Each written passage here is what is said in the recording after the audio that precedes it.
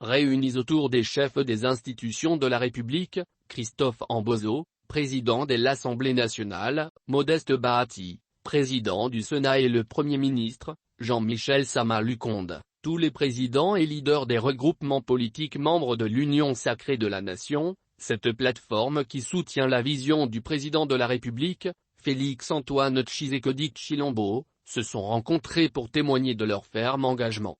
On peut voir autour d'une même table, les chefs des institutions entourés de grandes figures et leaders de toutes les formations politiques, notamment Jean-Pierre Bamba Gombo du MLC, Ensemble pour la République représenté par une importante délégation conduite par M.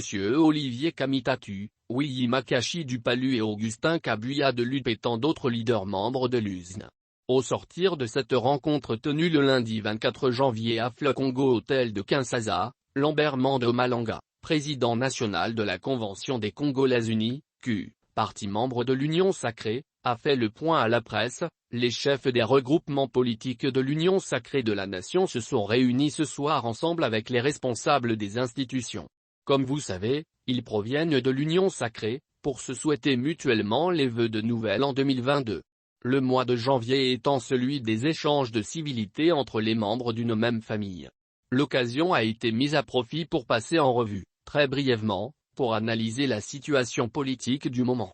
Il a été convenu, après avoir analysé brièvement ce qu'il se passe maintenant dans le pays, que les chefs des regroupements politiques de l'Union sacrée de la Nation puissent se décider d'exprimer en cette circonstance, leur attachement à son Excellence M. Félix-Antoine Tshisekedi Tshilombo, président de la République, chef de l'État et fondateur de l'Union sacrée de la Nation, à qui ils ont souhaité également les vœux de bonheur, de prospérité, de longévité, et de succès pour l'an 2022.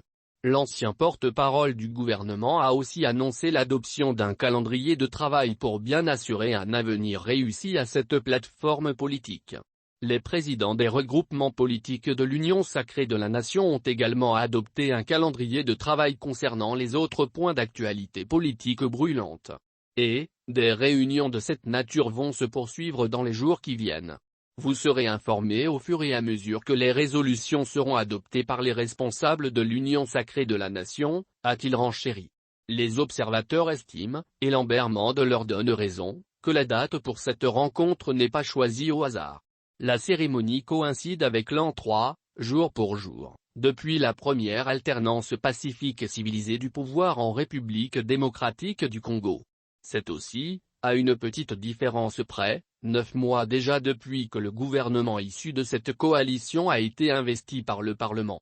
L'occasion a permis aux leaders de l'Union sacrée d'échanger sur la marche passée et présente de leur plateforme politique. Ils ont également dû se projeter dans l'avenir pour voir de quelle manière préparer et gagner haut la main à tous les niveaux les joutes électorales de 2023 qui pointent à l'horizon.